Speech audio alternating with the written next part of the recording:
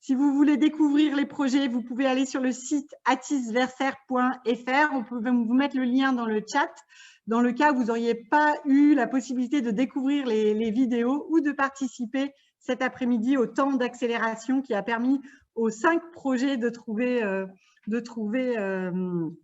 de l'expertise pour poursuivre leur projet. Voilà, on est très heureux et on ne manquera pas de vous donner des nouvelles des projets.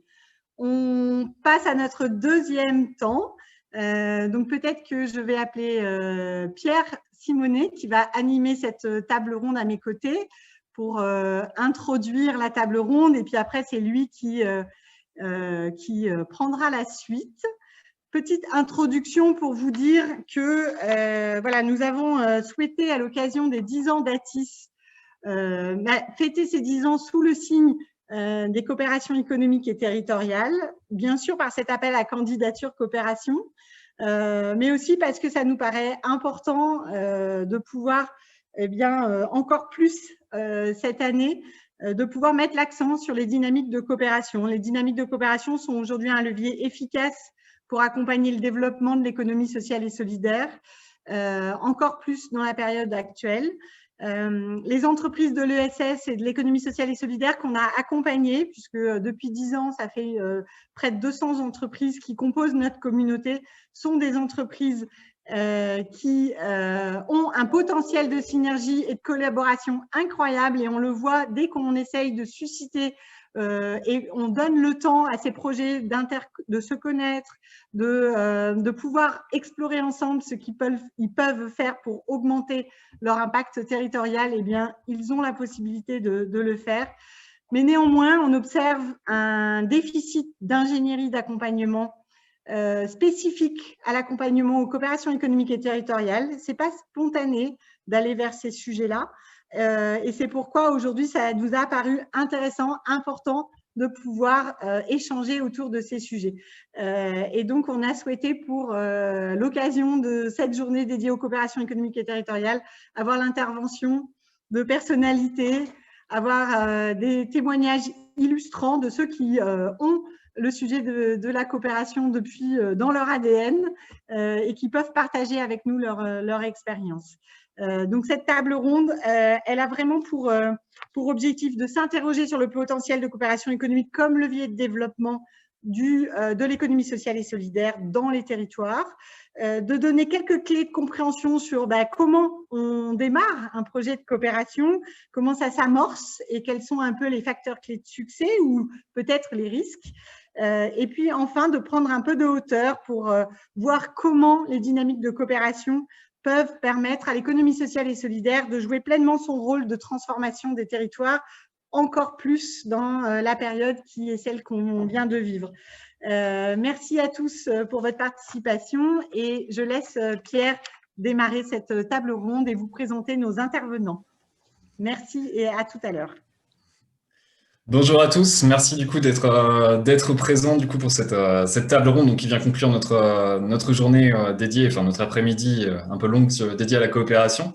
On est ensemble du coup jusqu'à 19 h pour aborder donc effectivement cette thématique de la coopération avec différents intervenants que je vais avoir l'occasion de vous présenter qui nous ont rejoints en vidéo.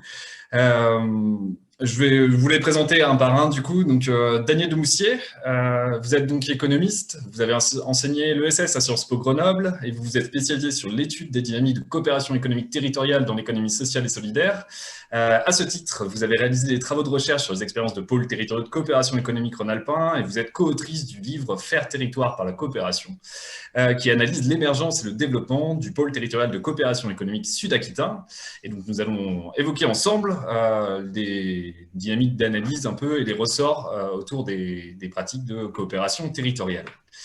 À côté de vous, pas vraiment, enfin, à la suite de vous, en tout cas, Alexandra Martin, vous êtes directrice du pôle Culture et Santé, une SIC créée en 2011 qui rayonne sur la Nouvelle-Aquitaine et qui vise à faciliter l'interconnaissance et les relations entre le monde des arts, de la culture et de la santé. 3 missions principales pour votre pôle: l'animation de la filière, l'accompagnement et la professionnalisation et la mise en place de programmes de recherche et d'évaluation. Et ensemble, nous évoquerons donc des démarches de coopération au service d'un croisement de regard entre filières et métiers. Ensuite, Marco Della Corte, vous êtes cofondateur d'un restaurant et d'un bar à bière coopératif sur Lyon, engagé dans une exigence d'approvisionnement en circuit court, l'exercice de la démocratie au travail et la pratique d'une véritable gouvernance coopérative. Depuis 2018, vous êtes à l'initiative de la création du groupement d'entreprises alternatives en développement, aussi appelé le Grenade. Cette SIC, qui sur Lyon, s'est donnée pour mission de favoriser l'intrapreneuriat coopératif, j'ai bien dit intrapreneuriat coopératif, de ses membres et a permis à 8 nouvelles entreprises coopératives de voir le jour. Et nous évoquerons donc ensemble cette forme originale d'appréhender la coopération au service d'un intrapreneuriat. Et enfin, Stéphane Montuzet, vous êtes, entre autres casquettes, directeur du comité de bassin d'emploi du Seignan dans les Landes, qui anime la démarche de pôle territorial de coopération économique sud-aquitain. La démarche de coopération que vous portez sur ce territoire s'inscrit dans une histoire longue de mobilisation des partenaires publics, puisque je crois qu'elle a commencé dans les années 70, qui mobilise à la fois des partenaires publics, des partenaires privés et des structures de l'économie sociale pour promouvoir et développer un modèle de développement territorial, social et solidaire. Et nous évoquerons donc ensemble, durant cette heure et demie qui vient, les processus de coopération mis au service d'un développement territorial inclusif.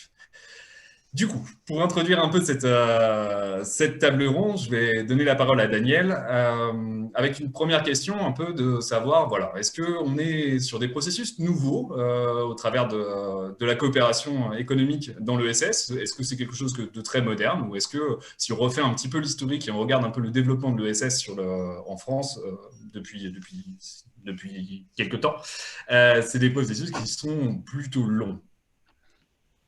Et bonjour, merci de cette invitation.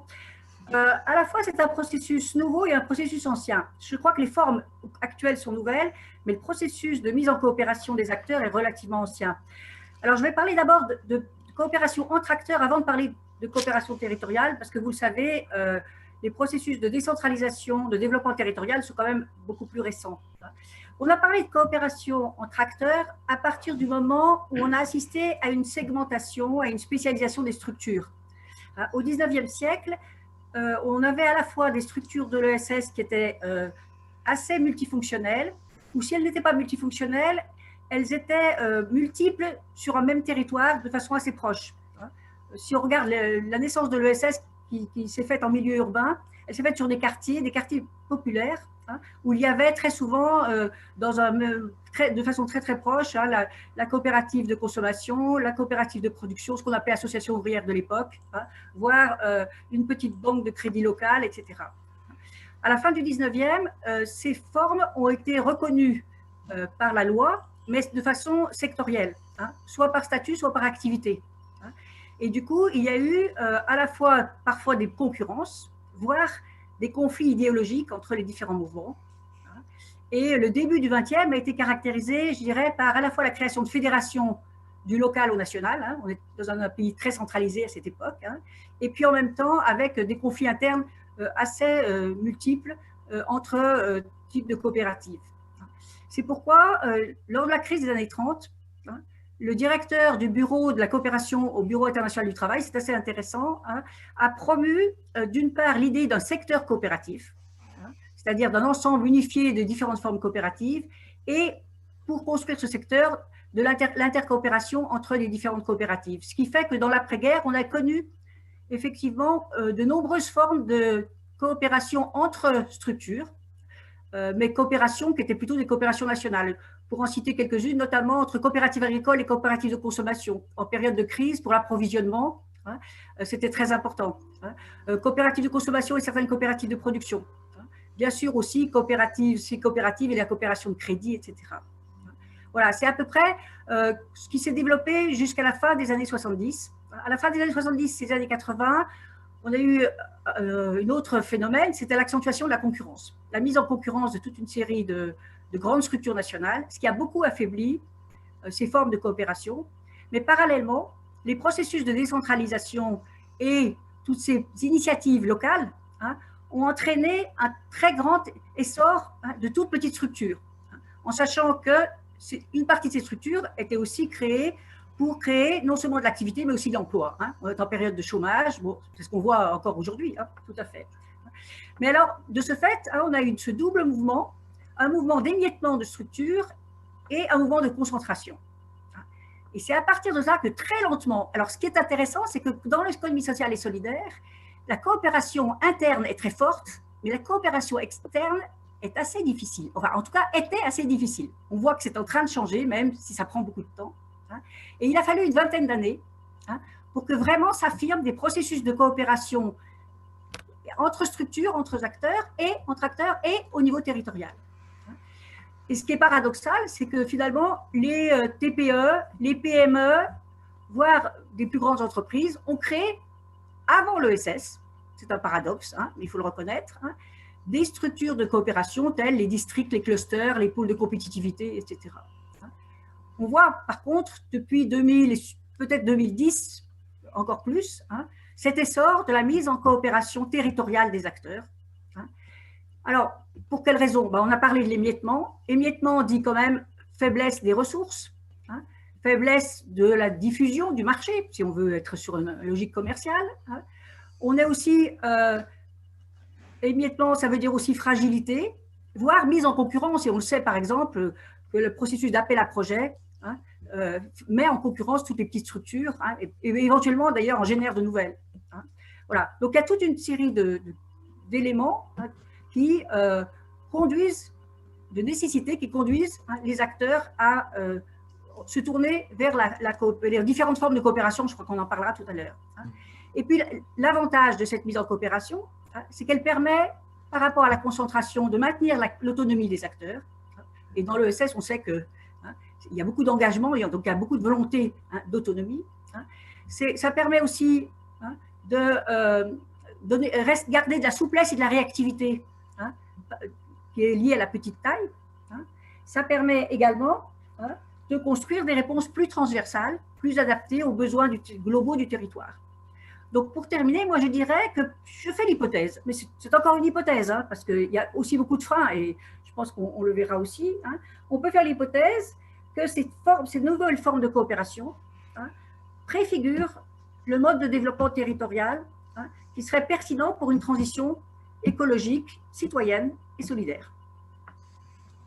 D'accord, merci. Du coup, on reviendra après sur le thème qui nous occupe aussi, de savoir si demain, ce processus de coopération, ce regroupement en fait, de structures peut être aussi un levier de sortie de crise. Et je pense que ça participe aussi dans ce que vous évoquez là, précisément sur la dimension de système de régulation territoriale. Je voulais faire, du coup, je vais vous proposer d'intervenir un peu les uns après les autres du coup sur cette thématique-là. Si on s'intéresse, on va dire, aux conditions d'amorçage des processus de coopération, donc là je m'adresse à Marco, Alexandra et à Stéphane qui ont mené en fait à la création de vos structures et de vos processus de coopération. Peut-être avec Marco déjà, quels seraient un peu les ingrédients qu'on pourrait donner qui permettent à des structures dans le champ de l'économie sociale, puisque vous étiez parti de deux scopes, enfin de scopes qui ont créé ensuite un groupement ensemble. Quels sont les quelques ingrédients qu'on pourrait donner pour démarrer un processus de coopération? Bonjour. Bonjour. Vous m'entendez bien? On vous entend bien. Merci. Merci de m'inviter déjà. Peut-être un tout petit mot sur les structures et la taille des structures dans lesquelles on était, parce que ça a quand même son importance. Nous, c'était des scopes, des petites scopes, à la base, une petite scope qui faisait 8 salariés, qui s'est déjà répliquée une première fois. Donc, il y avait déjà cette idée d'intercoopération à la base, puisqu'en fait, plutôt que de décider de grossir, on avait décidé de se répliquer et de créer déjà une structure d'intercoopération entre les deux. Donc, c'est comme ça qu'est née, on va dire, la notion d'intercoopération, alors que effectivement, comme l'a précisé Daniel Demoustier à l'instant, à une autre époque, on aurait été dans la concentration. Là, on a d'emblée pensé ça comme quelque chose qui devait garder la petite taille des structures et faire grossir notre impact, on va dire, ou faire grandir le projet sans faire grossir les structures de base. Donc ça, c'était un petit peu on va dire le but de cette intercoopération, ou la nécessité, on va dire. Après, les ingrédients, chez nous, et je crois qu'ils sont assez nécessaires dans toute intercoopération. C'était finalement une très grande envie de coopérer. Enfin, ça paraît peut-être idiot et tautologique, mais en fait, une très grande envie de coopérer ensemble avant même d'avoir un objectif rationnel dans cette coopération. C'est-à-dire qu'il y avait un grand, j'ai mis, pour préparer, j'ai mis presque le mot, il y avait un amour, en fait, une forme d'amour entre les personnes, une vraie, voilà, mais c'est un amour coopératif, si vous voulez. C'est pas des personnes qui se connaissaient forcément dans l'intime, mais qui appréciaient de travailler ensemble et qui avaient vraiment envie de continuer. Et c'est ce qui nous a poussé à cette coopération. Le pendant de ça, c'est donc une très grande confiance, mais entre les personnes. Et puis, j'ai noté un troisième ingrédient, c'est quand même une utopie collective, c'est-à-dire une envie d'aller plus loin, en fait, qui était partagée entre ces personnes. Mais si je note bien ces trois ingrédients, c'est parce que je crois il faut vraiment pas toujours se focaliser trop sur des coopérations à but rationnel. Et c'est-à-dire où on a tendance aujourd'hui quand même à souvent penser, bon, quelle est l'utilité sociale de mon projet? J'ai essayé de la définir. Puis, ah, ça paraît évident, là, il y a nécessité de coopérer, c'est rationnel, et on croit que ça va donner de la coopération. Il y a énormément de projets, moi je peux témoigner aussi de projets d'intercoopération qui n'ont pas fonctionné, où en fait, finalement, ben, on voit bien qu'il y a un intérêt fort, comme l'a dit Daniel, il y a un émiettement, il y a, on pèse rien face aux grands industriels, etc. Pourtant, on n'arrive pas à coopérer parce que je pense qu'il n'y a pas de connaissances individuelles entre les individus suffisantes. Voilà, j'ai noté aussi que ça, qu'on ne coopère pas, à mon avis. La coopération, c'est un phénomène humain et ce n'est pas un phénomène d'organisation. Quand Daniel a dit que les coopérations internes sont très fortes dans l'économie sociale et solidaire parce que c'est basé sur des humains, des individus, et qu'elles sont potentiellement très faibles entre les organisations. Mais les organisations, ce n'est pas des humains. Et du coup, moi, je dirais que l'ingrédient que j'ai à donner, c'est d'individualiser ces coopérations, c'est-à-dire qu'elles soient incarnées par des êtres humains. Et c'est ce que nous, on a vraiment le plus mis en œuvre. Bon, j'aurai l'occasion de développer. Oui, oui, tout à fait. Du coup, ce que vous ressortez, effectivement, c'est la dimension interpersonnelle et je pense on va pouvoir la revoir un peu sur les autres initiatives. J'ai envie de vous donner la parole après, Alexandra, du coup, justement, parce que donc la logique était de donner la parole à Marco parce qu'on était à partir de coopérations plus récentes, du coup, et plus je vais vous donner la parole, plus on va s'éloigner dans l'ensemble des coopérations. Mais du coup, Alexandra, voilà, quels étaient pour vous, au démarrage, peut-être, si on se repose au démarrage du pôle, un peu les ingrédients? Est-ce que cette dimension interpersonnelle était aussi assez présente, la confiance qui devait se mettre en place pour que des acteurs se mobilisent pour créer ce pôle et se rencontrent? Et aujourd'hui, voilà, quel conseil vous donneriez à des structures qui voudraient se lancer sur ce chemin-là, quoi? Merci beaucoup et bonsoir à tous et bon anniversaire aussi, parce que nous, on aura l'occasion, j'espère, de fêter nos 10 ans l'année prochaine. Donc, je prends exemple sur vous. Merci. J'espère qu'on pourra le faire en présentiel, en tout cas. En effet, des ingrédients comme la confiance semblent incontournables à l'heure de se mettre autour d'un projet commun et de le définir. En ce qui concerne la coopérative SIC Culture et Santé, elle est née de deux dynamismes et de deux dynamiques, on va dire. Une dynamique qui venait plutôt de la part d'acteurs du terrain, qui étaient des acteurs et qui sont toujours des acteurs du secteur sanitaire, médico-social et du secteur artistique et culturel, qui ensemble développent des projets de coopération. Donc ça, il y avait une volonté de la part du terrain d'avoir un endroit, un outil, une structure qui leur permettent de se regrouper, qui leur permettent de partager des questions communes, de valoriser ensemble ce qu'ils avaient à faire. Donc, il y avait cette première dynamique qui venait du terrain. Et il y avait une deuxième dynamique qui venait plutôt du côté de 3 collectivités publiques qui, ensemble aussi, coopèrent au service d'une politique publique appelée Culture et Santé sur le territoire régional. Ce sont la région Nouvelle-Aquitaine, la DRAC Nouvelle-Aquitaine et l'ARS Nouvelle-Aquitaine. Donc, eux coopéraient sans l'outil coopératif, bien sûr, à travers une politique publique inter-institution. Et ils ont repéré un besoin aussi d'un outil d'appui pour mieux professionnaliser les coopérations, pour avoir un outil un peu d'observatoire, de laboratoire. Et du coup, cette double dynamique a trouvé sa pertinence dans le format SIC, puisque c'était la forme juridique qui permettait de réunir la société civile et les pouvoirs publics dans un projet collectif. Donc, c'était tout trouvé. Donc, c'est plutôt né de notre coopérative est plutôt née d'une convergence d'intérêts à se réunir dans un outil commun. Voilà. Ok, merci beaucoup. Et du coup, je vais vous donner du coup ensuite la parole, Stéphane, par rapport justement à cette question-là, de comment on voit petit à petit le processus de coopération qui s'élargit et qui du coup doit s'institutionnaliser d'une façon ou d'une autre, ou en tout cas se structurer. Et je trouve que le pôle territorial, l'histoire du pôle territorial de coopération économique, alors qui est assez longue, du coup on essaye de peut-être la contraindre un petit peu, mais voilà, aujourd'hui, quelle serait, on va dire, l'analyse qu'on pourrait en faire sur les ingrédients d'amorçage de cette dynamique-là. Je crois que c'est né d'abord d'une crise, notamment sur le territoire. Voilà, oui, tout à fait. Alors bon, merci de l'invitation. Et puis, je vais essayer d'assumer l'ancien, puisque vous remontez dans le temps.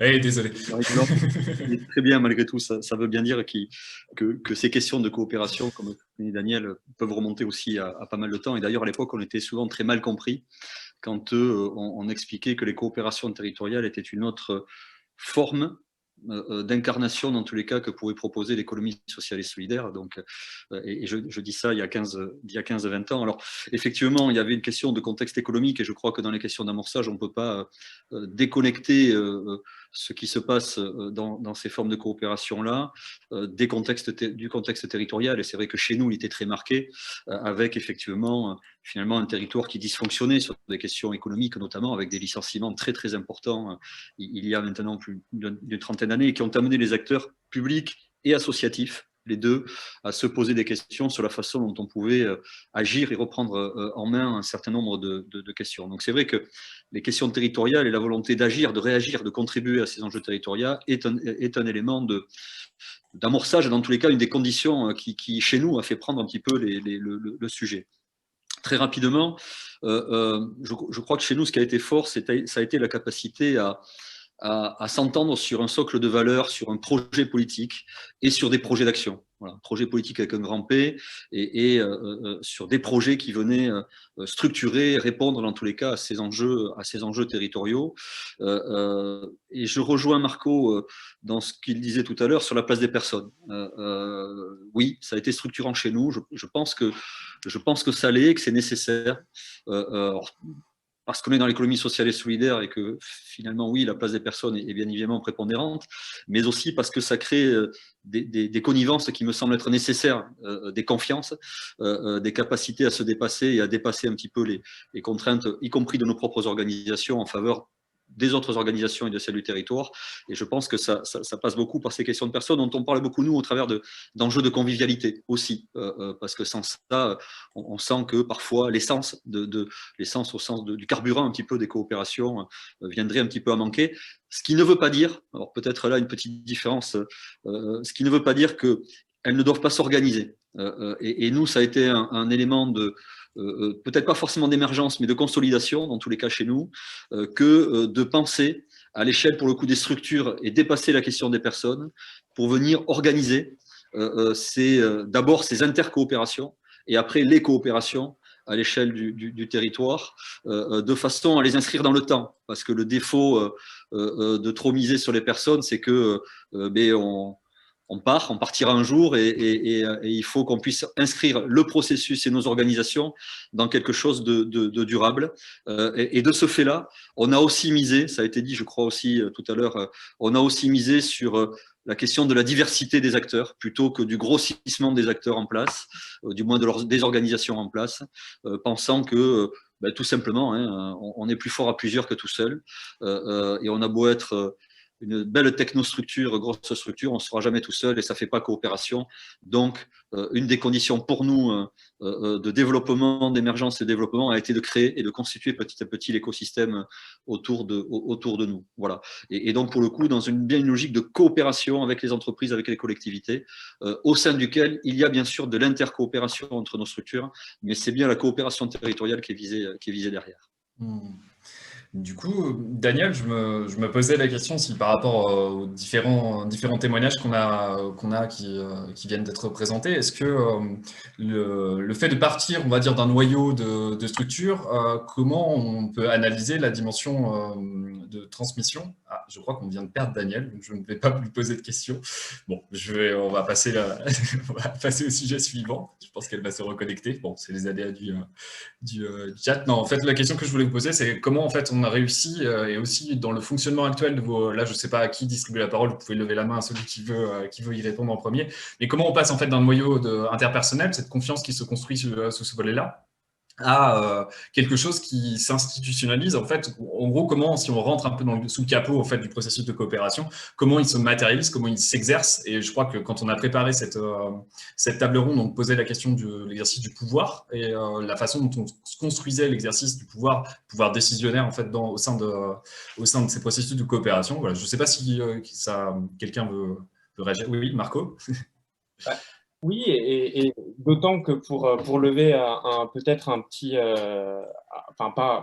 pour qu'il n'y ait pas de malentendu, en fait, je suis 200% d'accord avec ce qui vient d'être dit sur la nécessité d'organiser justement je dirais aussi pour maintenir ce lien humain. Finalement, il faut effectivement ne pas se baser sur les seules personnes qui étaient fondatrices. Au contraire, ça c'est l'erreur qu'on pourrait commettre. Et justement, pour pouvoir durer, il faut s'institutionnaliser, mais il faut créer des institutions qui, justement, vont valoriser la place des individus et notamment le pouvoir, la gestion du pouvoir démocratique.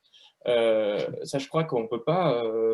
je l'avais dit aussi dans la préparation, pour moi, coopération, c'est un des synonymes de démocratie et donc de la notion de implication de chaque individu membre d'une structure dans l'intercoopération aussi. C'est-à-dire qu'en fait, il faut réussir à penser le fait que l'intercoopération n'est pas la coopération du directeur de chaque structure avec les autres directeurs, par exemple, mais qu'on arrive à sauter cette étape-là de la hiérarchie, on va dire, dans une structure ou de l'organisation elle-même, pour qu'il y ait une organisation, en fait, elle-même à l'autre échelle.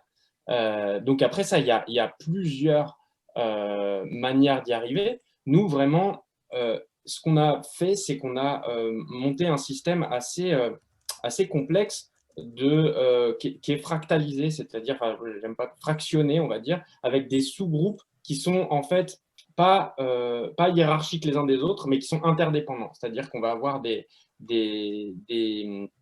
différents coopérations à différents niveaux qui vont nous permettre en fait d'avoir un fonctionnement quand même avec une cohérence, une stratégie qui se met en place quand même, mais où il n'y a pas un comité central qui fait descendre, et c'est pas non plus ascendant, c'est plutôt ça ressemblerait plutôt à de la permaculture, comme disait votre lauréat tout à l'heure, c'est-à-dire je pense que c'est une bonne image et il faut créer des institutions en fait qui ressemblent à ça. Il y a plusieurs choses qu'on pourrait... en fait, c'est extrêmement complexe le sujet et hyper riche, donc on pourrait tenir des heures. Mais il y a notamment le fait de mettre en place du coup des institutions de gestion des conflits, des institutions démocratiques qui prennent du temps. Voilà, j'insisterai surtout là-dessus, c'est-à-dire que il faut se donner le temps de la coopération et d'institutionnaliser cette coopération pour garder justement ces liens individuels aussi et garder le pouvoir de la démocratie. Il faut un tout petit peu lui donner le temps, quoi. Ouais. Donc là, on évoquait effectivement cette notion d'interpersonnel au démarrage. On vient d'aborder la question du temps et du coup, je pense que c'est nécessaire. Alexandra, du coup. Oui, moi, je voulais rebondir et abonder sur le propos de Marco en disant et en partageant qu'il me semble que coopérer, ça peut se décréter, mais pas tant que ça. Et c'est un travail de longue haleine, c'est de la pédagogie, c'est accepter que des fois, on n'y arrive pas. Et du coup, c'est instaurer des espaces où on peut reconnaître que c'est pas si simple de coopérer, ou en tout cas reconnaître qu'on avait peut-être l'impression d'être dans une posture de coopération et que finalement, on n'était pas complètement dans ce genre de relation avec les personnes qui travaillent avec nous. Enfin, nous, dans un croisement comme ça de secteurs professionnels tellement différents dans leurs organisations entre le secteur de la santé et le secteur de la culture, il peut parfois y avoir une relation qui est plutôt de commanditaire, prestataire et moins de coopération. Il n'est pas non plus forcément toujours facile pour des représentants d'institutions publiques d'être dans la posture de sociétaire, donc de coopérateurs, qui par ailleurs peuvent être dans une relation de financeur avec la coopérative. Donc, il y a peut-être pas complètement une... il ne suffit pas d'être en cycle pour dire qu'on coopère, il ne suffit pas d'être structuré. L'habit ne fait pas le moine, du coup. Absolument. Mais okay, c'est une posture vers laquelle il faut tendre toujours. Ce sont des exigences que doivent porter les équipes et les engagements des sociétaires. Mais c'est en ça où je rejoins Marco, c'est que ça prend du temps et ça demande de la pédagogie. Stéphane, je vous voyais hocher la tête sur l'habit ne fait pas le moine. Est-ce que, du coup, voilà, sur cette question-là, en tout cas, si on rentre sur l'aspect, vous évoquiez la convivialité tout à l'heure au sein du pôle, que c'était un élément important, en tout cas, pour la coopération. Voilà, aujourd'hui, comment vous structurez cette démarche-là? Comment vous arrivez à vous donner du temps, sachant que, du coup, vous êtes un certain nombre de structures à contribuer, participer à cette démarche de coopération? Alors, du temps, malheureusement, on n'en a jamais assez, et c'est vrai qu'on le paye vite dans ces démarches-là.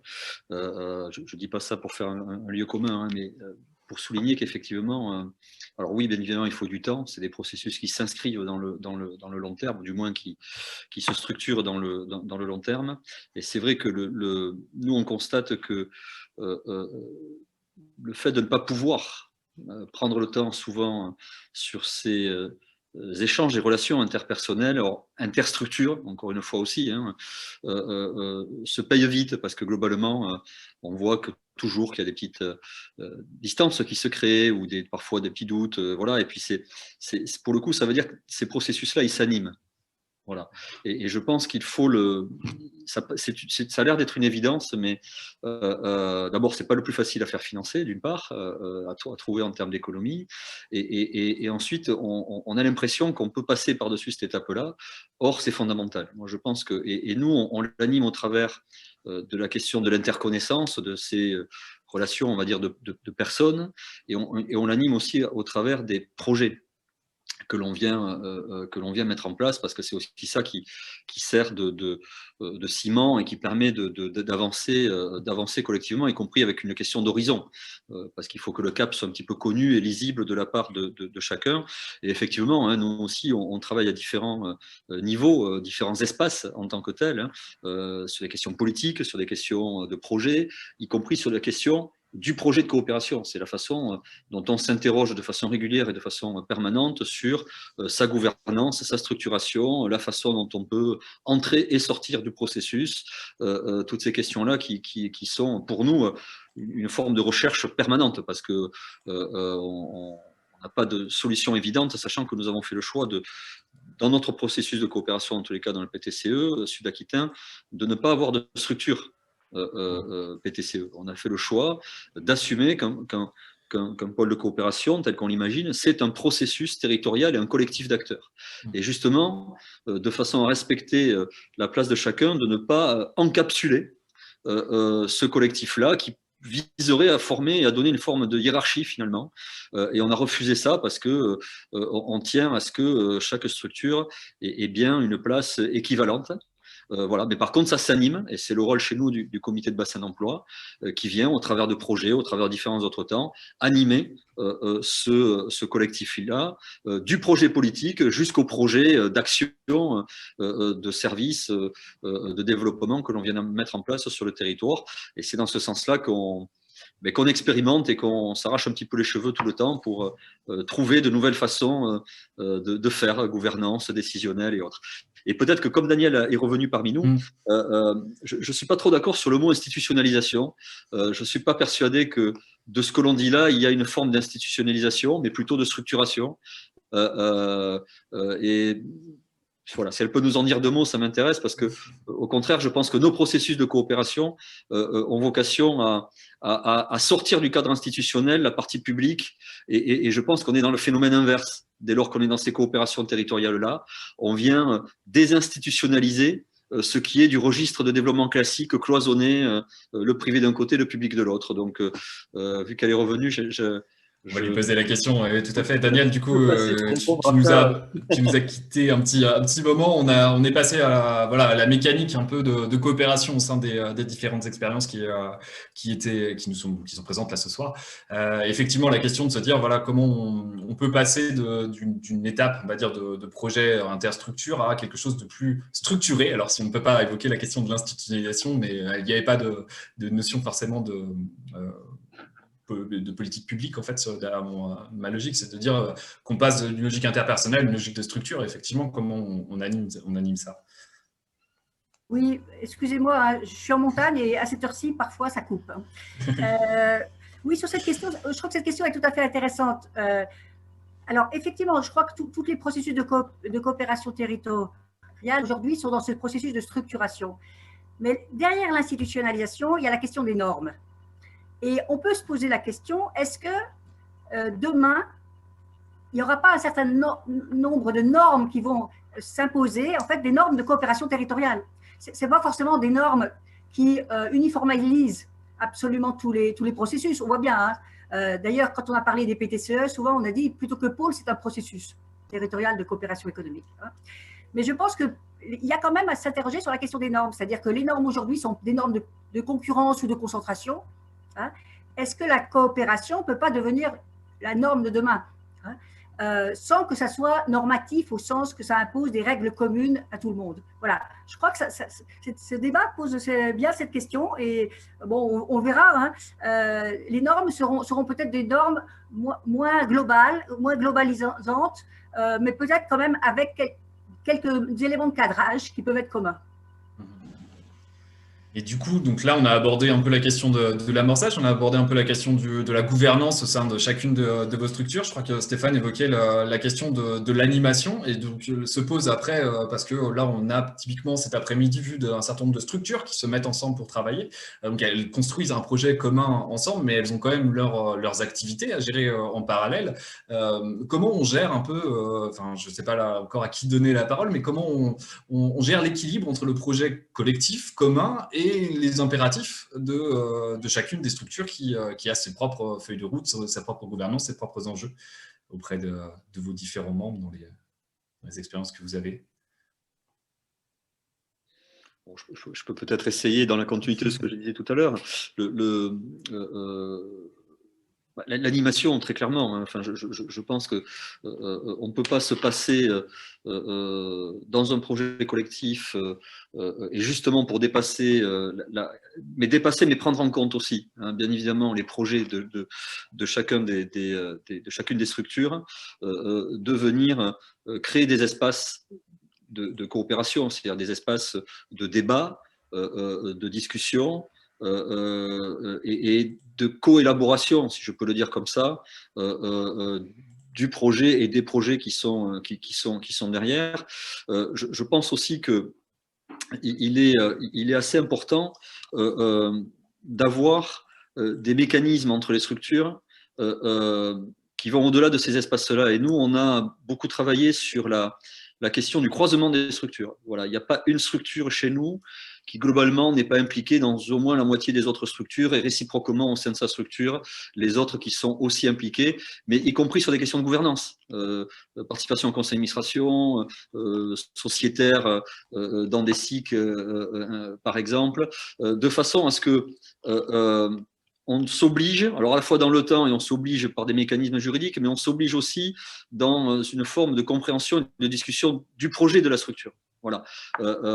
Donc je vais à la fois contribuer au projet de la structure, des autres structures, et en même temps nous allons faire projet ensemble. Je crois qu'il faut, nous dans tous les cas, on essaye de le structurer à ces différentes échelles-là, et de venir travailler sur une forme aussi de prise en main par l'ensemble des salariés des autres structures à leurs échelles de ces principes de coopération-là. Ça ne peut pas être qu'un sujet de direction, qu'un sujet de gérance ou présidence. Ça doit être aussi quelque chose qui doit descendre au niveau de l'ensemble des autres salariés, ce qui est une façon, pour le coup, de bien traiter la question des enjeux de chaque structure, voire même de chaque poste, et de ce qui fait projet commun. Et c'est dans ce sens-là que si on ne l'anime pas, forcément il y a de la perte qui se fait, de la distance qui se crée, des incompréhensions et finalement des grains de sable qui se mettent là-dedans. C'est pour ça que je disais tout à l'heure, malheureusement, on se rend compte que quand on n'a pas le temps, on le paye très très vite parce que c'est ces sujets-là, c'est ces écueils-là qui se mettent en place très, très, très rapidement. Alexandra, Marco, sur cet aspect-là, est-ce qu'il y a… Oui, Alexandra. Moi, vous dire qu'au niveau de la coopérative, l'idée est bien sûr de ne pas chercher à nous substituer à ce que peuvent faire les coopérateurs, mais plutôt justement comment les regrouper et les faire se fédérer autour du projet commun. C'est peut-être en définissant des sujets de travail qu'ils ne peuvent pas forcément travailler seuls et isolément. Et du coup, de pouvoir faire porter à la coopérative une réflexion et un travail qui sera forcément le fruit de la coopération. Et dans ce cas-là, ça permet de à la fois les embarquer en fonction du temps qu'ils pourraient consacrer, ou bien de travailler avec certains, mais que le fruit de ces projets menés, de ces réflexions menées, de ces groupes de travail qui construisent des outils ou des productions quelconques, puissent être reversés à l'intérêt collectif de la coopérative. Et c'est comme ça, cette façon de pouvoir articuler à la fois leurs intérêts singuliers et de les nourrir, et en même temps de pouvoir parfois les mobiliser au service d'un projet plus collectif. C'est un peu, je ne sais pas si je réponds précisément à votre question, Pierre, mais en tout cas, c'est cette façon de pouvoir peut-être faire porter à la coopérative des risques. Quand je dis des risques, c'est l'audace d'aller sur certains sujets, l'audace d'aller chercher d'ouvrir des nouveaux terrains de recherche, notamment, que ne peuvent pas porter des structures individuellement. Les structures individuelles. C'est ça, je pense, la plus-value de la coopérative. Tout à fait. Marco, sur cette question du coup de l'animation à la fois d'un collectif, je pense que ce qui peut venir aussi en tête, et ce qui était évoqué, c'était aussi la question de son financement potentiellement, enfin l'argent qui va y être attribué. Comment vous fonctionnez au niveau du Grenade sur cette dimension-là? Sur la question du financement, et aussi sur le fait du consentement à la coopération, finalement, c'était un peu la question qui d'ailleurs se traduit justement par le fait de payer, d'adhérer aussi au projet. Et donc, encore une fois, tout à l'heure, on parlait d'institutionnalisation. Et je crois que, enfin, ce que disait Stéphane, c'était une vision institution publique, mais il y a tout un courant de recherche qui s'appelle les recherches institutionnelles, qui sont extrêmement utiles, et notamment une chercheuse américaine qui a eu le prix Nobel d'économie en 2010 ou 2009, je crois, qui s'appelle Lina Ostrom, que je trouve qu'elle n'est pas assez connue dans le monde de la coopération. Pourtant, c'est extrêmement puissant pour répondre à ces questions-là.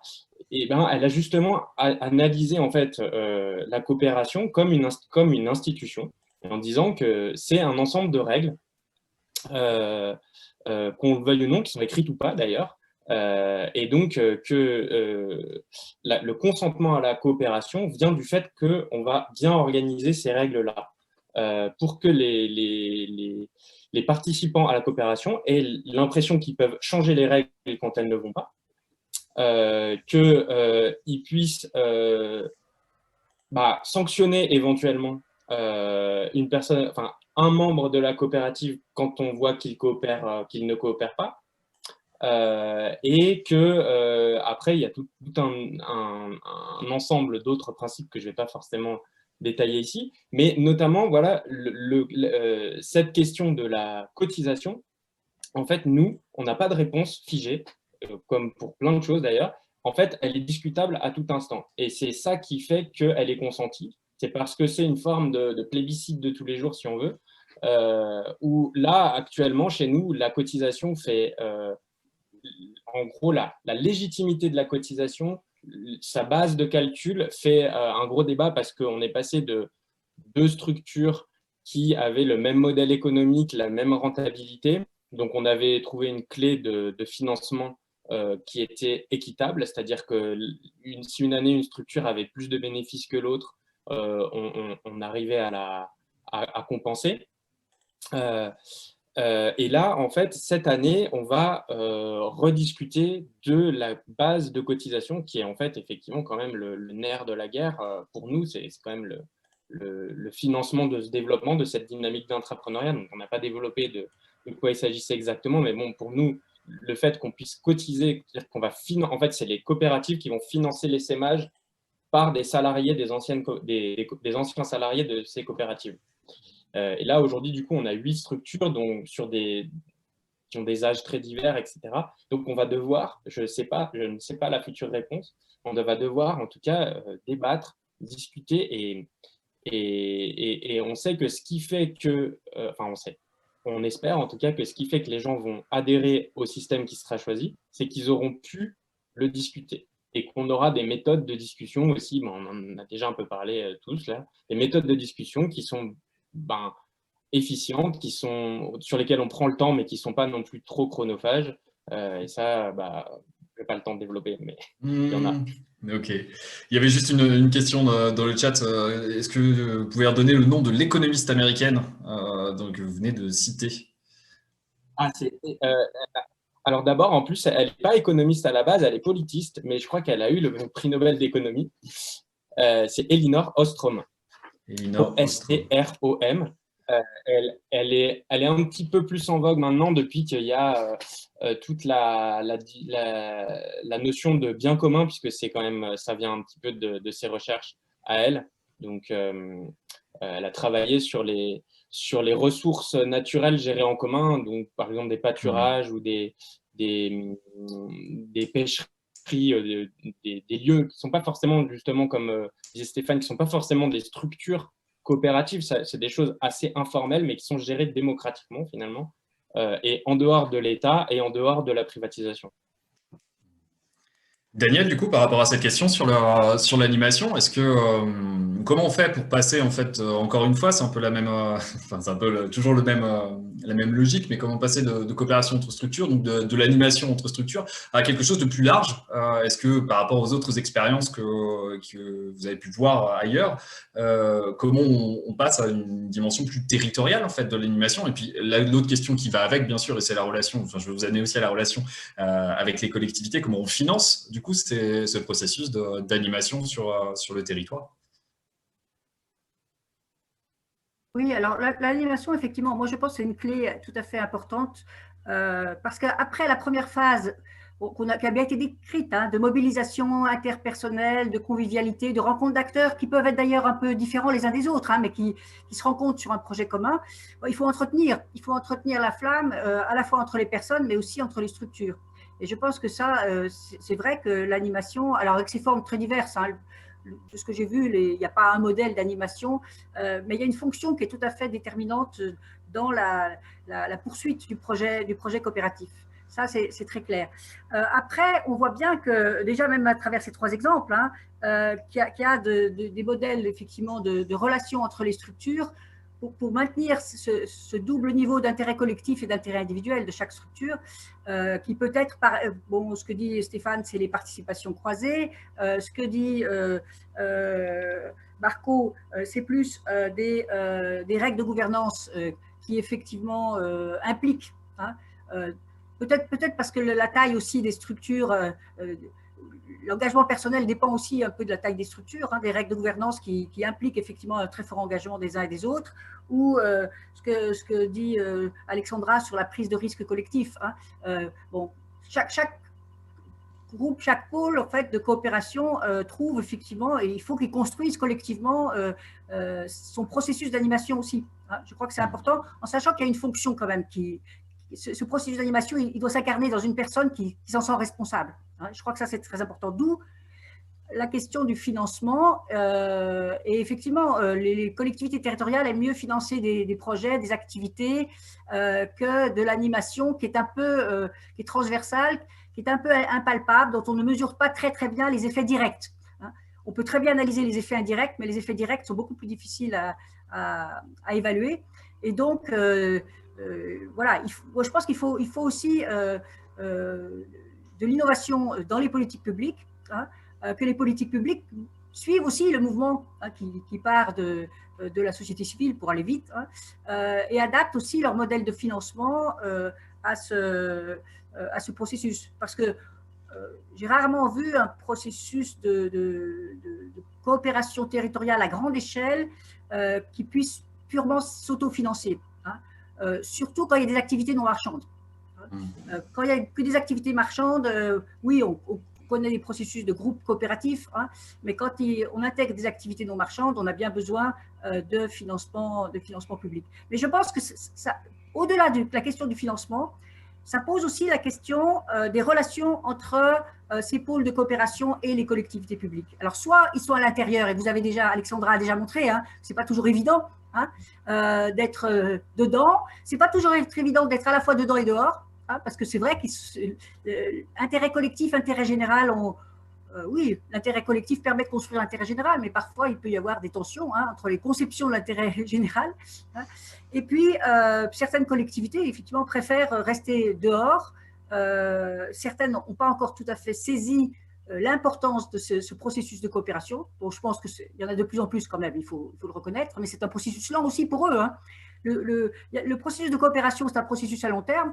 Le processus de changement des représentations sur le mode de développement du territoire, c'est aussi un processus à long terme. Hein. Nos représentations ne changent pas, hormis dans les périodes où vraiment on est trop bousculé, mais ne changent pas forcément très rapidement. Hein. Voilà, donc je crois que c'est à la fois, je crois que ces pôles ont aussi un rôle éducatif, je dirais, hein, à la fois auprès de leur propre structure, auprès du grand public, mais aussi auprès des élus, hein, et des techniciens des collectivités publiques, parce que ce n'est pas forcément dans leur culture, ce n'est pas encore très enseigné non plus dans leur formation.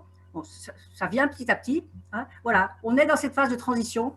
Hein, et il faut en accepter à la fois les limites, mais il faut effectivement avoir de l'ambition, hein, pour un peu bousculer le changement. Et du coup, donc, ça nous amène un peu rapidement, je sais qu'on l'avait évoqué sur la question de l'impact, en fait, quelque part de la coopération, donc à la fois sur les membres, sur le territoire. Est-ce que Alexandra, je sais que de ce point de vue-là, vous avez déjà travaillé au sein de la coopérative sur avoir un peu, et puis c'est un des axes d'ailleurs, je pense, de votre coopérative, d'avoir un programme de recherche et développement sur ces questions-là. C'est toujours compliqué, comme le disait Daniel, de mesurer la coopération et de mesurer ses impacts directs à destination des membres. Est-ce que du coup, voilà, vous avez quelques éléments de votre côté sur ce volet-là? Oui, ben, en fait, en effet, le constat qu'on a fait, c'est que c'était tellement compliqué que on a décidé de reprendre un peu au début et de co-construire tous ensemble nos outils pour mesurer, nos propres outils d'évaluation et de cette mesure d'impact, adaptés à ces coopérations entre le secteur de la culture et le secteur de la santé, et du coup au service aussi d'une dynamique territoriale. Donc, on a mis en œuvre un programme de R&D qui se décline à la fois par des partenariats avec des chercheurs dans des laboratoires principalement pour le moment sciences humaines, sciences sociales, qui vont venir travailler. On est très très fiers. Là, on a une édition qui sort, qui est sortie cet été aux éditions de la Tribu sur justement les changements que pouvaient porter ces coopérations culture et santé dans les organisations de la santé et dans les organisations de la culture et dans une organisation de politique publique.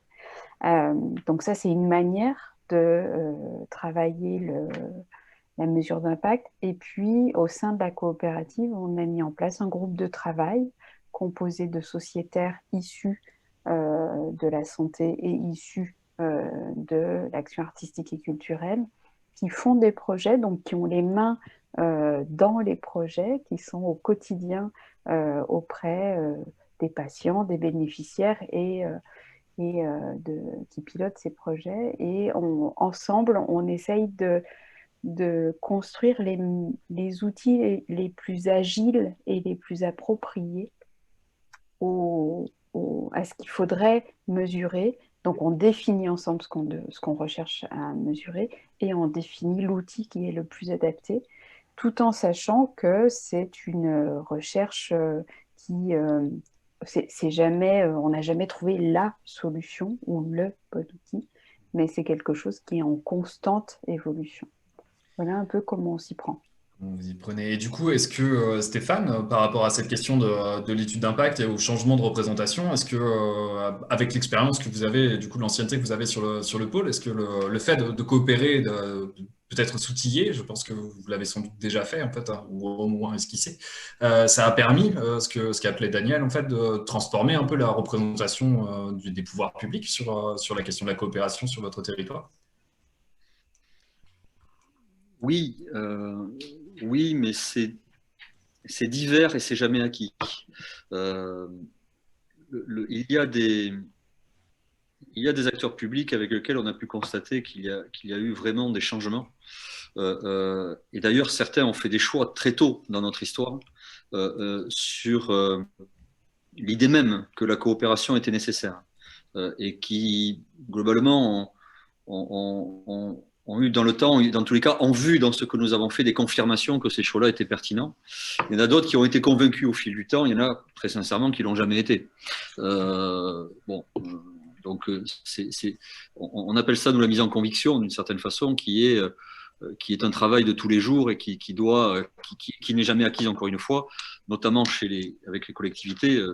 Chaque période électorale peut faire qu'il y a des changements et peut faire qu'on remet ces questions-là derrière. Par contre, sur le champ économique, là aussi, c'est très divers, bien évidemment, mais avec certains outils qui sont en place structurants, notamment la question des groupements d'employeurs, par exemple, le fait d'avoir un réseau de coopératives d'activité d'emploi qui permettent d'avoir en leur sein, mais aussi dans l'interaction avec les tissus économiques, un certain nombre de coopérations qui se mettent en place, montre que là, il y a des effets aussi qui se mettent en place, positifs. Il y a des changements, effectivement, de pratiques qui se mettent en place. Et paradoxalement, pour certaines d'entre elles, ce n'est pas la majorité, bien évidemment, loin de là, mais pour certaines d'entre elles, des réflexes à venir nous chercher et à venir chercher les lieux de coopération. Nous, on s'en est rendu compte de façon assez significative sur certains temps de notre histoire, et notamment quand on a énoncé les questions de pôle de coopération, parce que il y a 20 ans, on ne parlait pas de pôle de coopération, bien évidemment, même si on le faisait, mais on n'en parlait pas. Et quand on est venu énoncer ces choses-là, donc pour le coup, y mettre de la structuration derrière, ainsi de suite, c'est le tissu économique en premier qui est venu nous voir en disant, attention, vous êtes en train de nous oublier et on veut en être. Et ça, c'est assez intéressant, y compris pour le coup dans le changement des mentalités et la capacité pour nous, dans tous les cas, ce qu'on a vu une forme, on y a vu ce qui nous arrangeait, bien évidemment, mais on ne peut pas nous enlever, malgré tout, un constat qui était de dire que s'ils venaient vers nous, c'est que d'abord dans le temps et dans le passé, on a certainement apporté des réponses et certainement apporté quelque chose, et qu'ils y ont vu certainement quelque chose qui, pour l'avenir, était quelque chose d'intéressant. Voilà. Après, c'est très compliqué, effectivement, à évaluer. Alors, je ne dirais pas mesurer pour le coup, parce que la mesure est très quantitative pour moi, mais peut-être que je me trompe là aussi, mais la mesure est très quantitative et je pense qu'on n'est pas de l'ordre du quantitatif dans tout ça. Et c'est là certainement où et nous, on a travaillé beaucoup, il faut qu'on travaille beaucoup sur ces questions-là, beaucoup plus. Ça faisait partie d'ailleurs de continuité de travaux de R&D avec Daniel qu'on avait envisager sur les effets sociaux, les impacts, même si ce mot-là aussi, et je suis prudent maintenant avec, mais dans tous les cas, sur les effets générés, les plus-values générées, qui ne tiennent pas que de la mesure et que du quantitatif, encore une fois, parce que quand on est sur le changement des mentalités, sur la solidarisation des acteurs, on ne mesure pas tout ça. Enfin, ou dans tous les cas, on n'a pas inventé l'instrument de mesure, et je ne suis pas persuadé que ce soit la bonne voie derrière. L'heure tourne un peu, du coup on va aller un peu plus rapidement sur la fin. Les dernières questions enfin les autres questions qu'on voulait vous poser également, c'était du coup l'intitulé de cette table ronde était porté sur la crise en fait, et sur, on l'a évoqué tout à l'heure, sur un peu le renouveau, peut-être un système de régulation un peu nouveau sur les territoires qui est lié autour des questions de coopération. Marco, je sais que du coup vous êtes dans un secteur qui est fortement très touché, puisque dans la restauration est donc fermé depuis un bon moment maintenant. Comment est-ce que du coup ce processus de coopération, c'est peut-être difficile à dire posé en l'état comme ça, mais est-ce que ça vous aide? Est-ce que ça a aidé en tout cas à passer un cap qui est celui d'aujourd'hui et qui demain on espère pourra aller mieux? Ou est-ce que du coup le processus de coopération est neutre? Attention, ma question est orientée.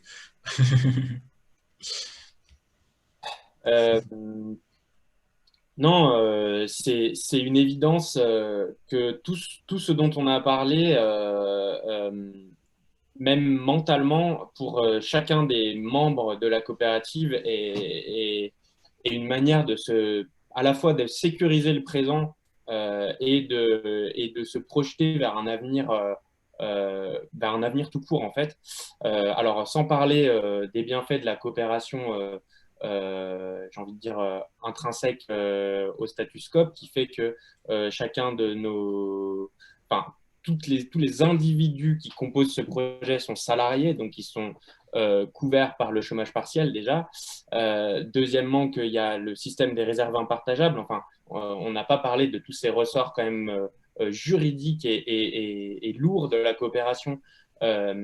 Mais les réserves impartageables font que, en fait, quelque part, on avait les fonds, ils n'avaient pas été distribués à des actionnaires, donc ça a aidé à passer le cap.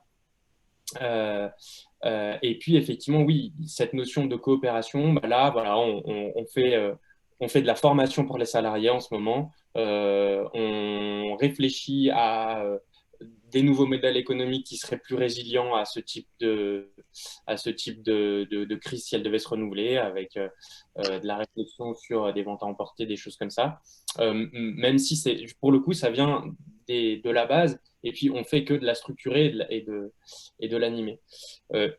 Je voulais quand même rebondir, et puis en fait, je sais que l'idée, c'est de savoir en quoi la coopération peut être quelque chose pour le monde d'après, si on veut. En fait, par rapport à cette question de l'impact. On est en train de vous perdre, Marco. Oui. Vous êtes là, Marco? Oui, je parlais de. Vous m'avez. Oui. Oui, allez-y. Oui, en fait, ce que à la fois Daniel et Pierre disaient, j'ai envie de le dire. encore plus fort, c'est-à-dire que il faut peut-être, si on veut favoriser la coopération, il faut arrêter avec la notion d'utilité sociale. Au niveau des pouvoirs publics, mais aussi au niveau des financeurs privés qui ont un peu que ces notions d'impact social et d'innovation sociale, d'utilité sociale, qui, en fait, ils ne sont pas forcément contradictoires avec la notion de coopération, mais ça met en difficulté et ça va, je pense, ça va faire perdre beaucoup d'énergie là-dessus aux acteurs plutôt que de se concentrer sur la coopération. Et la deuxième chose, c'est effectivement parce que la coopération coûte de l'argent, au moins autant que de travailler son utilité sociale. Et donc, ça, c'est pas financé. Personne ne finance la coopération, que ce soit les acteurs privés ou les acteurs publics. Alors que, je vais encore reciter Line Rostrom, c'est un des facteurs fondamentaux de réussite des projets coopératifs, c'est est-ce que les pouvoirs publics financent les coûts induits de la coopération, qui sont le temps de la démocratie, premièrement, et deuxièmement, le temps de la recherche des informations. C'est-à-dire que pour avoir une coopération fonctionnelle, il faut qu'on ait des informations crédibles sur le contexte. Et ça nécessite des experts, ça nécessite des études, et c'est ça que doivent financer les pouvoirs publics, c'est ce temps de discussion et ce temps de créer des informations, de donner des données aux acteurs pour qu'ils puissent coopérer sur un territoire. Ça dépend du domaine dans lequel on coopère, évidemment. Et ça, aujourd'hui, moi, je peux vous dire que je me heurte à personne ne finance ça aujourd'hui. Et c'est extrêmement compliqué de devoir se battre avec l'utilité sociale. Voilà. Merci. On avait prévu un temps de conclusion donc avec Marie Vernier, la déléguée générale du Labo de l'économie sociale et solidaire, avant de lui donner la parole du coup pour un peu conclure et puis synthétiser les échanges et notamment travailler sur cette question-là, puisque notamment au niveau national se discute actuellement une relance potentielle des pôles territoriaux de coopération économique et donc demain peut-être une relance en tout cas des dynamiques de coopération sur les territoires par cet intermédiaire-là.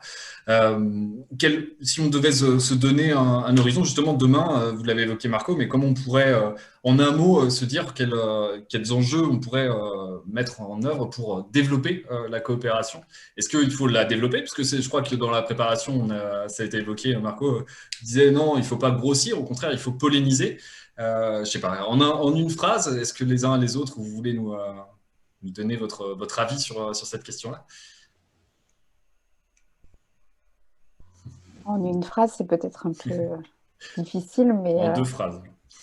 Non, peut-être juste une finalement. Enfin, moi, c'est peut-être moins tant une réponse à ce que vous posez là, mais peut-être en écho avec l'avant-dernière question. Je pense qu'une des clés, en tout cas, pour que la coopération soit vertueuse pour demain, c'est aussi de se dire que on a tous des responsabilités dans nos secteurs, on a tous, et que du coup, il n'y a pas une responsabilité plus importante qu'une autre. En tout cas, nous, dans cette interfilière, c'est ça qui est en jeu, et que c'est en partageant justement les responsabilités qu'on pourra changer peut-être quelque chose demain, ou en tout cas faire avancer le principe d'un monde meilleur, ou je ne sais pas, enfin, allons-y vers l'ambition d'une alliance pour œuvrer pour un monde meilleur. Mais je pense que c'est le partage des responsabilités. Ça boucle un peu votre introduction autour de la question du pouvoir. Et c'est finalement ça, enfin, selon moi en tout cas, c'est considérer qu'on a tous un truc à faire et à dire. Et si on le fait ensemble de manière équitable, ça aura certainement un pouvoir agissant. Stéphane, sur ce volet-là, comment demain développer ça? Et peut-être la question qui va avec, c'est comment est-ce que, parce que c'est aussi ça l'enjeu de notre journée d'aujourd'hui, c'était comment on peut accompagner en fait ces démarches-là avec l'ancienneté du pôle. Quel regard? Oui, l'ancienneté ne donne pas de solution miracle. Alors, juste pour très rapidement, bon, moi je partage la question du changement d'échelle qui est celui de la diffusion territoriale, si je peux le dire comme ça, qui n'est pas du grossissement, je crois que je l'ai dit tout à l'heure.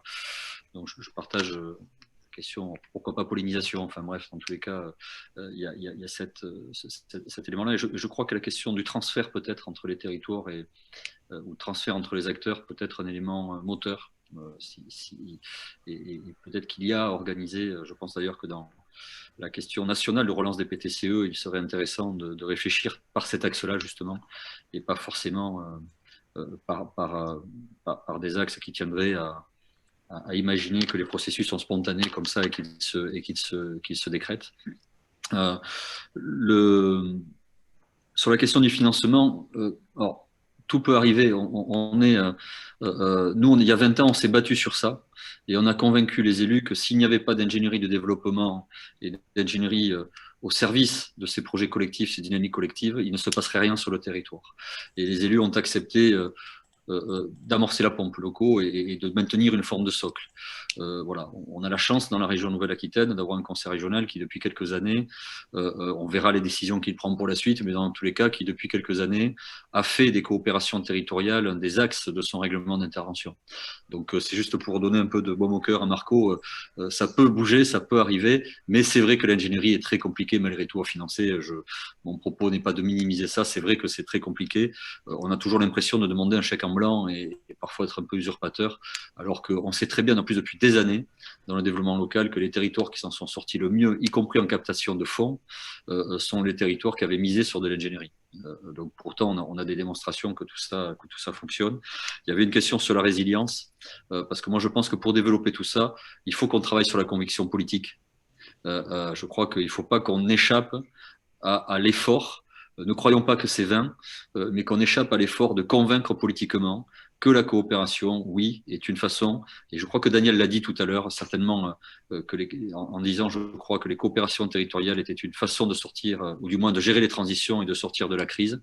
Moi, j'y crois de façon importante, et je pense qu'il faut, pour développer tout ça, il faut en passer par le débat politique. Voilà, il faut en passer par ce discours-là. Je pense qu'il ne faut pas qu'on se résigne. D'abord, je pense que l'ESS est d'abord un combat politique. Hein, c'est un projet de société et allons là-dessus. Et oui, les coopérations sont résilientes. Vous l'avez dit à l'échelle des organisations, mais c'est vrai à l'échelle territoriale, parce que la coopération, c'est penser l'avenir. Donc, c'est essayer de devancer, voire de se projeter en cas de difficulté. C'est des solidarités territoriales. Quand il y a des acteurs qui vont pas bien, et d'autres sont en capacité de pouvoir intervenir derrière. Et nous, on a démontré que ces solidarités financières étaient fortes derrière. Et pour le coup, ce sont des espaces de partage. Et c'est puissant. Voilà, c'est puissant. Quand on est capable de partager à la fois les projets, à la fois la gouvernance et ainsi de suite, c'est puissant. Ça fonctionne. Merci. Du coup, je propose en même temps, je vais te proposer, Daniel, d'avoir un petit mot de conclusion, mais je vais proposer du coup à la personnel du labo de l'ESS si elle peut nous rejoindre, Marie Vernier, la déléguée générale. En attendant, du coup, Daniel, par rapport à tous ces échanges-là, demain, comment en fait on peut amplifier et quel est un peu le regard que vous pouvez avoir sur ces questions-là? Oui, moi je pense qu'il y a plusieurs niveaux d'intervention. Je rebondis sur ce qu'a dit Stéphane sur la mise en réseau des expériences et la circulation de l'information, etc. Il n'y a pas d'expérience modèle, il n'y a pas qu'il soit reproductible, mais il y a des expériences pilotes, c'est-à-dire dont on peut tirer des enseignements. C'est ce qu'on vient de faire un peu aujourd'hui avec les trois expériences. Mais je pense qu'il y a la mise en conviction politique, c'est sûr, mais il y a aussi la sensibilisation du grand public. Moi, je crois qu'on est dans une période où, alors on parle souvent du citoyen, qui est un être un peu abstrait, mais où chacun cherche effectivement son positionnement. Et je pense que la coopération démontre que l'intérêt individuel et l'intérêt collectif se combinent. Que ce n'est pas l'un contre l'autre, ce qu'on a pu penser à un certain moment ou ce que certains courants de pensée tendent à prouver. Et je crois que ça c'est important, et d'où, là je reprends ma casquette un peu d'ex-enseignante, mais l'importance de la sensibilisation, de la formation, de l'information du grand public. C'est-à-dire que traditionnellement dans l'économie sociale et solidaire, moi, en tout cas, moi, quand j'ai commencé, ce qui fait quand même quelques années, c'était un peu vivons heureux, vivons cachés. Hein. Et aujourd'hui, vraiment, sans faire des campagnes de communication très standardisées, hein, mais je crois qu'il est important que l'ESS, effectivement, parle au grand public, hein, et montre, hein, de quoi elle est capable, qu'est-ce qui est en germe, hein, pour qu'effectivement, on ait cette polarisation, cette pollinisation, cette diffusion qui, on peut espérer, permettra de résoudre quand même un peu mieux un certain nombre de problèmes qu'on rencontre aujourd'hui. Marie, bonjour. Du coup, vous êtes déléguée générale du Labo de l'économie sociale et solidaire. Vous avez travaillé, ou en tout cas le Labo a travaillé sur ces questions de coopération. Vous nous avez écoutés. Merci de nous avoir écoutés, de nous avoir rejoints sur cette conférence. Du coup, qu'est-ce que vous en tirez? Et puis l'autre question que j'ai envie de vous poser, c'est celle qu'on évoquait tout à l'heure, c'est comment on peut accompagner, comment les structures en fait accompagnatrices comme les nôtres, comme celle d'Atis et d'autres en France, peuvent accompagner ces démarches-là. Est-ce que au sein du labo, il y a des réflexions à ce niveau-là? Oui, bonsoir à toutes et tous. Merci de me donner l'occasion de conclure ces échanges qui ont été très riches et qui effectivement résonnent beaucoup avec les travaux du labo. Je le dis d'autant plus facilement que je viens d'arriver au labo, donc je suis absolument responsable en rien mais de ce qui a pu être mené précédemment sur ces questions-là, mais on se regroupe, on se retrouve à beaucoup d'endroits.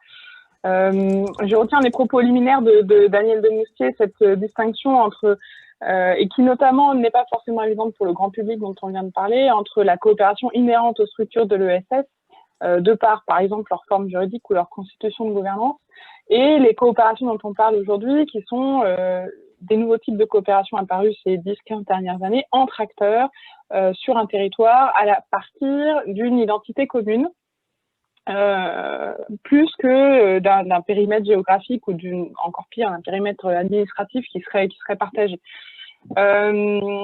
Ces coopérations, elles sont protéiformes, ce sont des projets de territoire, elles répondent à des enjeux d'attractivité, de développement, parfois tout simplement à des nécessités d'économie d'échelle. Elles sont aussi souvent, et on n'en a pas trop parlé ce soir, mais la possibilité de promouvoir l'encapacitation des habitants. Et on le voit dans plusieurs projets qui ont été étudiés par le labo.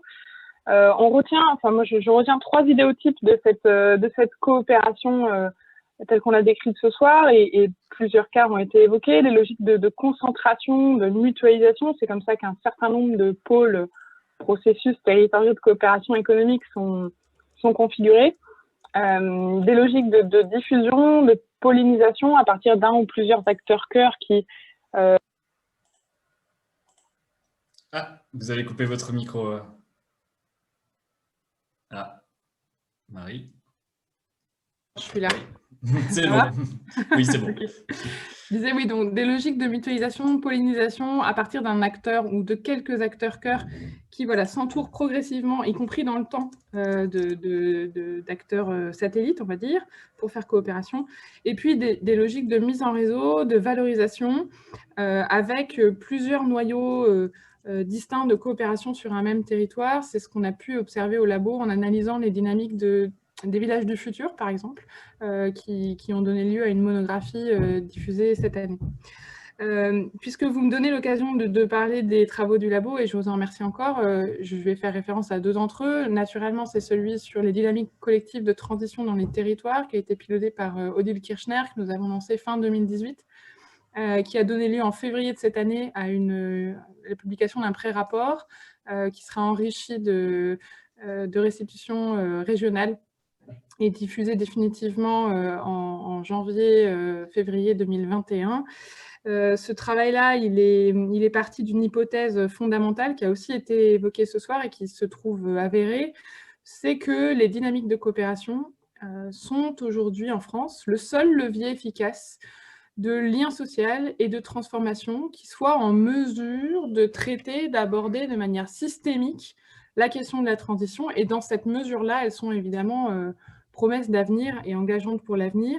Quand je dis de traiter de façon systémique, c'est-à-dire qu'elles abordent à la fois les dimensions économiques, sociales, écologiques, culturelles et humaines de la transition. On a constaté dans cette étude une pluralité de coopération sur les territoires, et ce sont cette pluralité qui permet de promouvoir, enfin de faire transformation sociale dans un mouvement cohérent, et distinct, on va dire, pas plus, parce qu'il y a des projets collectifs qui se font, mais distinct de simples, entre guillemets, projets collectifs qui relèveraient plutôt de la collaboration restreinte, y compris limitée dans le temps. Et c'est vraiment ça qu'au labo, on nomme coopération. Vous l'avez dit ce soir, ça a été dit par plusieurs des opérateurs, notamment de terrain, la coopération ne va pas de soi. Il y a plein de leviers à activer et de freins à lever pour qu'elle s'engrange. D'abord, une bonne interconnaissance des acteurs. Leur capacité, la capacité collective à casser les silos, notamment les silos sectoriels, y compris au niveau des gouvernances. Maîtriser cet investissement, on en a parlé dans les questions de financement, les questions d'animation de la coopération, puisque la coopération, on en est tous convaincus ce soir manifestement, et promeut de l'utilité sociale, crée de la valeur ajoutée, mais seulement ce ROI, s'il faut employer ce terme-là, ce ROI, il est décalé dans le temps. Donc il faut accepter que les acteurs acceptent de faire cet investissement dans le temps long. Et puis, c'est pas neutre du tout. On en a parlé un petit peu en disant qu'il y avait la nécessité d'un consentement à la coopération. Je crois que tout simplement, il faut lever les freins de crainte de perte de pouvoir des acteurs, de crainte de concurrence aussi, surtout dans les logiques territoriales où, on l'a vu, les bailleurs privés ou les bailleurs publics sont souvent encore dans des logiques d'appel à projets concurrentiels, enfin qui mettent de facto les structures en concurrence. Mais j'y reviendrai, puisque une de nos préconisations dans ce travail-là, c'est justement vis-à-vis des décideurs et des financeurs, des bailleurs, de donner au contraire une prime à la coopération dans les appels à projets, voire de créer carrément des appels à communs, comme certains ont pu le faire, je pense notamment à la Fabrique des mobilités, voire à financer la coopération en amont des appels à projets pour promouvoir des réponses collectives, des réponses communes. Ça, c'est une proposition que le labo, par exemple, a poussée dans les consultations pour lesquelles on a été auditionné dans le cadre du projet de loi de finances 2021. Donc, ça commence quand même à être, j'espère, audible de la part des décideurs. Je sais que ça l'est déjà d'un certain nombre de bailleurs privés. Il se trouve que je viens du monde de la philanthropie et que la Fondation de France, par exemple, a beaucoup promu ce financement de l'entre-deux, de ce qui est en dessous du radar de la coopération, pour donner aux acteurs le temps. Donc, je rejoins le réconfort à apporter à Marco sur cette question. Voilà. Un mot aussi donc, du travail du labo sur les pôles territoriaux de coopération économique. Vous le savez, aux côtés d'autres acteurs, du CORAS, du MES, du CNCRES à l'époque, du RTES bien sûr, le labo avait contribué à la dynamique des pôles territoriaux de coopération économique qui a mené à leur inscription dans la loi de 2014. Il se trouve qu'à la faveur de nos échanges avec la nouvelle secrétaire d'État à l'économie sociale, solidaire et responsable au mois de septembre, on a compris que cette question était sur sa feuille de route et elle a missionné le labo pour fournir un diagnostic. Donc, je profite de l'occasion de remercier en direct Stéphane Mouzet et ses équipes pour leur contribution à une phase quantitative et qualitative de ce travail qui a donné lieu donc, à un diagnostic qui est en cours de finalisation. Et ce diagnostic est accompagné de préconisations adressées à la ministre. Donc, effectivement, nous, on est complètement mobilisés pour réactiver cette dynamique des pôles territoriaux de coopération économique, non pas qu'elle ait été éteinte sur les territoires, parce qu'il y a encore des projets qui émergent aujourd'hui, on a encore des signataires de la charte qui se manifestent ces dernières années, mais on a moins, évidemment, à la fois de financement et moins d'animation aussi.